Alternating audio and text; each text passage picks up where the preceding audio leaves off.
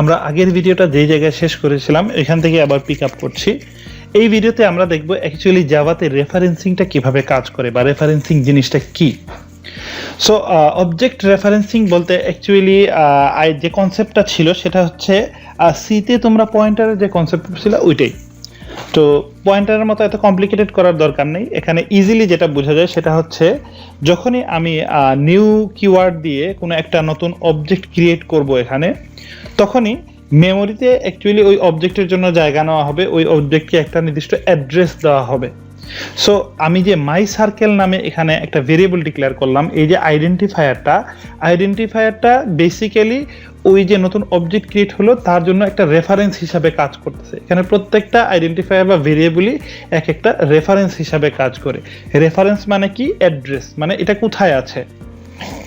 So এই যে new circle, এই নিউ সার্কেলটা অ্যাকচুয়ালি অবজেক্ট ক্রিয়েট করে রেফারেন্সটা ফেরত দিচ্ছে এবং সেটা রাখতেছি কোথায়? আমি মাই সার্কেলের মধ্যে। আচ্ছা, সো এই রেফারেন্সটা আমি যদি চাই দেখতে, তাহলে সে এই লাইনগুলোকে আমি একটু কমেন্ট আউট করে দিই। এখানে আমি কপি করে নিয়ে আসি, তাহলে দ্রুত হবে।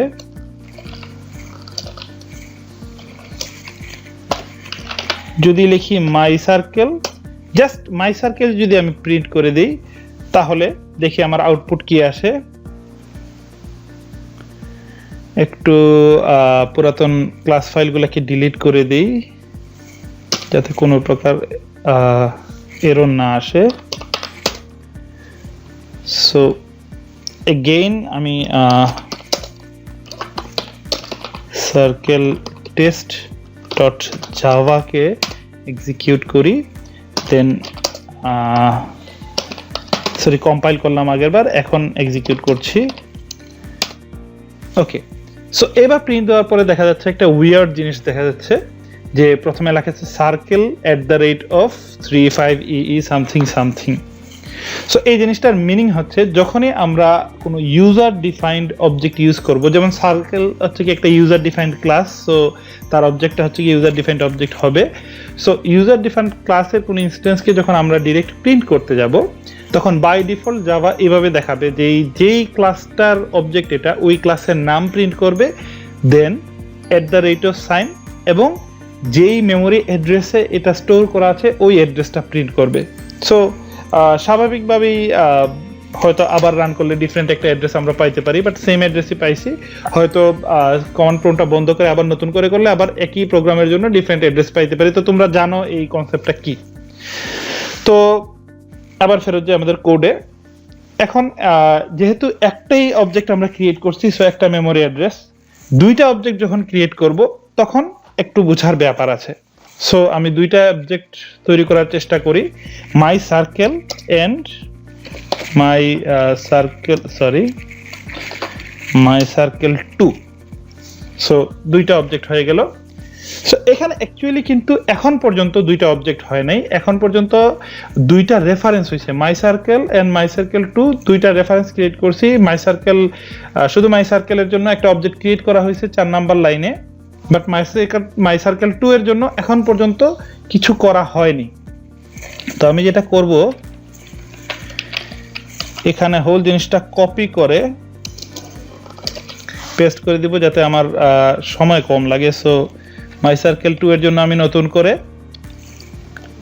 নিউ কিওয়ার্ড ইউজ করলাম, দ্যাট মিনস আবারও তার জন্য নতুন একটা অবজেক্ট ক্রিয়েট হলো। দেন প্রত্যেকটার জন্য এটাকে আমি একটু চেঞ্জ করে দিলাম, একটা ডিফারেন্ট ভ্যালু বসাই দিলাম মাই সার্কেল 2 এর জন্য। তাহলে দেখো এখানে কিন্তু বেসিক্যালি দুইটা অবজেক্ট ক্রিয়েট করা হয়েছে।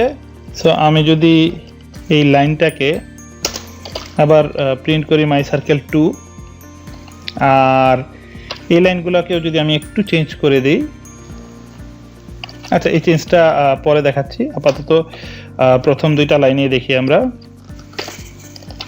সেভ করি, রিকম্পাইল করি প্রথমে, দেন রান করি। হ্যাঁ, সো দেখো মাই সার্কেল এবং মাই সার্কেল 2 এর জন্য আলাদা আলাদা মেমোরি অ্যাড্রেস দেখাচ্ছে, যেহেতু দুইবার নিউ কিওয়ার্ড ইউজ করছি। যতবারই আমি নিউ কিওয়ার্ড ইউজ করব নতুন করে একটা মেমোরি অ্যাড্রেস অ্যালোকেট হবে ওই অবজেক্টটার জন্য। আচ্ছা, এখন যদি এরকম হইতো, এটা তো আমরা দেখলামই, এই লাইনটা একটু চেঞ্জ করে দেই। ওকে, এখানে আমরা রেডিয়াসটা চেক করি। The radius of first circle, so এখানে রেডিয়াসটাই প্রিন্ট করে দিলাম। ওকে, রেডিয়াসটা প্রিন্ট করে দিলাম। মাই সার্কেল 2 এর একই কথাটা আমি এখানে লিখে দেব, the radius of second circle. So my circle 1 এবং my circle 2 দুইটারই আমি আসলে রেডিয়াস প্রিন্ট করছি। সো এই মুহূর্ত পর্যন্ত জাস্ট আরেকবার আমি রান করে দেখাচ্ছি তোমাদেরকে বোঝার সুবিধার্থে, বারবার দেখানো আর কি। সো এখানে দেখো ক্লিয়ারলি দেখা যাচ্ছে যে দুইটা আলাদা আলাদা ডিফারেন্ট অবজেক্ট, তার জন্য দুইটা ডিফারেন্ট মেমোরি অ্যাড্রেস দেওয়া আছে এবং দুইটার জন্য আলাদা আলাদা রেডিয়াস আছে।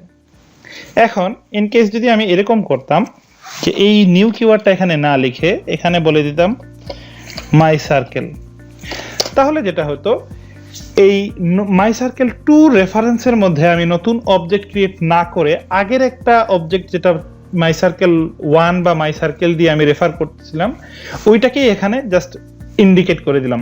যেমন মনে করো যদি আমি রেফারেন্সিং বা অ্যাড্রেসিং এর এক্সাম্পল দিতে চাই ইন রিয়েল লাইফ, মনে করো আমি আমার নিজের জন্য একটা ভিজিটিং কার্ড বানালাম। সো এখানে যে এই মাই সার্কেল এটা বা অ্যাড্রেসের ব্যাপারটা, এটা হচ্ছে কি একটা ভিজিটিং কার্ডের মতো, যে এখানে অ্যাড্রেস লেখা আছে যে কোথায় গেলে আমাকে পাওয়া যাবে। ঠিক আছে, তো এই ভিজিটিং কার্ডটা এমনও হইতে পারে যে আমি আজকে একটা ভিজিটিং কার্ড বানালাম, দেখতে একরকম হয়তো লাল রঙের ভিজিটিং কার্ড, কতদিন পরে আমি নতুন একটা ভিজিটিং কার্ড বানালাম। তো একই মানুষের দুইটা ভিজিটিং কার্ড বা একাধিক ভিজিটিং কার্ড থাকতে পারে। আবার দুইটা ভিজিটিং কার্ড দুইজন মানুষকেও রেফার করতে পারে। যেমন আমার জন্য একটা ভিজিটিং কার্ড আছে আর হয়তো ইব্রাহিম স্যার তার জন্য আরেকটা ভিজিটিং কার্ড আছে। তো দুইটা ভিজিটিং কার্ড একই মানুষকেও আবার রেফার করতে পারে, ডিফারেন্ট মানুষকেও রেফার করতে পারে, ডিপেন্ডস করতেছে যেভাবে তাকে ডিক্লেয়ার করা হইলো। তো এখানে অ্যাকচুয়ালি একটা সার্কেলের জন্যই আসলে দুইটা রেফারেন্স দেওয়া, মাই সার্কেল 2 মাই সার্কেল 1 দুইটাই কিন্তু একবারই নিউ কিওয়ার্ড দিয়ে ইউজ করা হলো।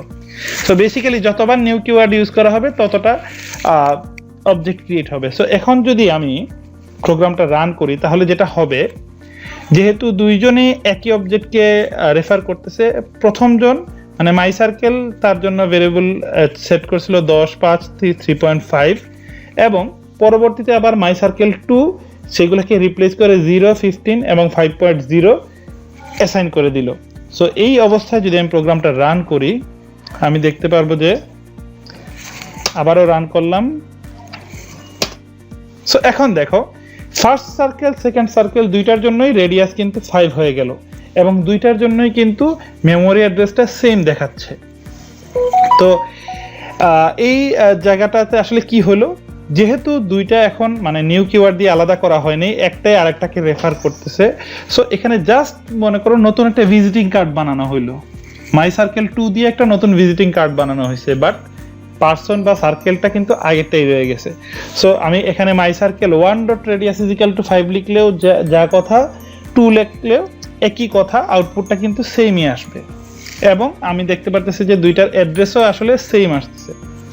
সো আমি এই টোটাল জিনিসটা যদি বন্ধ করে দেই তাহলে কি আসবে, প্রথম যেই রেজাল্টটা আসছিল 3.5 এর জন্য 38 পয়েন্ট সামথিং এরিয়া আসে। সো আমি যদি এবার রান করি তাহলে মাই সার্কেল 2 তেও ওই 3.5 আসবে।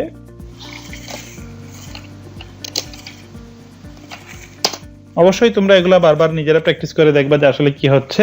দেখো মেমোরি অ্যাড্রেস সেমই আছে, কিন্তু প্রথমে যেই ভেরিয়েবলটার ভ্যালু দেওয়া ছিল ওইটাই ইনট্যাক্ট রয়ে গেছে। সো এই হচ্ছে গিয়ে বেসিক্যালি রেফারেন্সিং। তারপরেও স্লাইডে দু একটা জিনিস আছে, এগুলো একটু এক্সপ্লেইন করে আসি। এখানে জাস্ট ভিজুয়ালি তোমাদেরকে দেখানো হচ্ছে, যেমন মনে করো এ সার্কেল আর বি সার্কেল দুইটাই নিউ দিয়ে যখন ক্রিয়েট করা হলো, দুইটার জন্য আলাদা আলাদা দুইটা কালারের অবজেক্ট ক্রিয়েট হয়ে গেল। সো মাই সার্কেল কি করতেছে, এখানে এই অবজেক্টটাকে রেফার করতেছে, সরি এ সার্কেলটা, বি সার্কেলটা এই অবজেক্টটাকে রেফার করতেছে।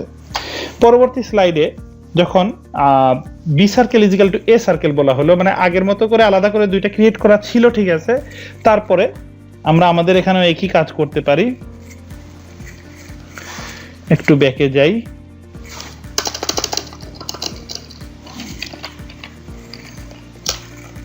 এই এক্সাম্পলটা রিক্রিয়েট করার চেষ্টা করি। সো এখানে যেটা করা হয়েছে যে মাই সার্কেল 1 মাই সার্কেল 2 দুইটা আলাদা আলাদা অবজেক্ট ক্রিয়েট করা হয়েছে, বাট পরবর্তীতে সামহাও আমার মনে হলো এভাবে দিয়ে দিলাম। তো কি হলো, তো এই যে নতুন একটা অবজেক্ট ক্রিয়েট করা ছিল, ওই অবজেক্ট থেকে রেফারেন্সটা সরে গিয়ে আবার মাই সার্কেলে চলে যাবে। মানে অবজেক্ট একটা ক্রিয়েট করা হলো, এখানে চিত্রতে আমরা দেখতে পাচ্ছি দুইটা অবজেক্ট আছে, বাট পরবর্তীতে এই ইনস্ট্রাকশনের জন্য এই জায়গার যে লিঙ্কটা ছিল বা অ্যাড্রেসিং ছিল, রেফারেন্সটা ছিল, সেটা চেঞ্জ হয়ে এখানে চলে গেছে। সো এটার কিন্তু এখন আর কোনো রেফারেন্স নাই, অবজেক্ট আছে কিন্তু রেফারেন্স নাই। এটা পরবর্তীতে অটো ডেস্ট্রয় হয়ে যাবে, সেটা নিয়ে ডিফারেন্ট আলোচনা আর কি। বাট এখানে দুইটা রেফারেন্স দিয়ে কিন্তু আমি একই অবজেক্ট পাচ্ছি। সো আমাদের এক্সাম্পলের মধ্যেও যদি আমরা এটা রান করে দেখি, তাহলে একই সেম আউটপুটে আমরা আবার পাবো। যদি আবার কম্পাইল করে আবার রান করি, দেখো একই আউটপুট রয়ে গেছে। বাট এখানে কিন্তু আমি দুইবার নিউ কিওয়ার্ড ইউজ করে দুইটা অবজেক্ট ক্রিয়েট করলাম, কিন্তু দুইটা অবজেক্ট ক্রিয়েট করার পরেও এই সেকেন্ড অবজেক্টটা অ্যাকচুয়ালি আমি চেঞ্জ করে ফেলছি 16 নাম্বার লাইনে। সো আই হোপ অবজেক্ট এবং রেফারেন্সিং এর ব্যাপারটা তোমাদের কাছে ক্লিয়ার। তারপরেও যদি কনফিউশন থাকে অবশ্যই আমরা সেটা ল্যাবে বা রিভিউ সেশনে আলোচনা করব। তবে এই ভিডিওটা দুই একবার দেখলে আই হোপ এই জিনিসটা ক্লিয়ার হয়ে যাওয়ার কথা। এবং তোমরাও এইভাবে বিভিন্নবার আলাদা আলাদা করে ক্রিয়েট করে ভ্যালু চেঞ্জ করে তোমরা দেখবা যে অ্যাকচুয়ালি কার ভ্যালু চেঞ্জ হচ্ছে, কার ভ্যালু চেঞ্জ হচ্ছে না। অবশ্যই পরীক্ষায় বা ভাইভাতে এই বিষয়ে কিছু না কিছু আস্ক করা হবে, দেখা হবে যে আসলে তোমার রিয়েলাইজেশনটা আসলে ঠিক আছে কিনা, যে রেফারেন্সিং জিনিসটা তুমি বুঝো কিনা।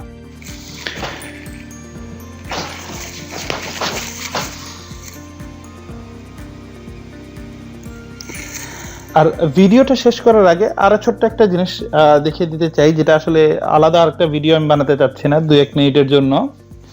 সেটা হচ্ছে এখানে আমরা দুইটা আলাদা আলাদা ফাইল ক্রিয়েট করলাম, সার্কেল ক্লাসের জন্য একটা ফাইল আর টেস্ট সার্কেল টেস্টের জন্য আরো একটা ফাইল। দুইটা ফাইলে দুইটা ক্লাস ছিল।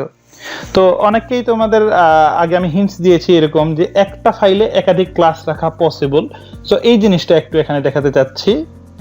আমরা এই হোল সার্কেল ক্লাসটাকে এখানে না রেখে এখানে উপরে বা নিচে কোথাও মানে পেস্ট করে দিলাম, সেভ করলাম এবং আমাদের ফোল্ডারে গিয়ে আমি সার্কেল ক্লাসটাকে ডিলিট করে দিচ্ছি। অ্যাকচুয়ালি শুধু সার্কেল ক্লাস না, এক্সট্রা সব ক্লাসকে আমি ডিলিট করে দিতে যাচ্ছি।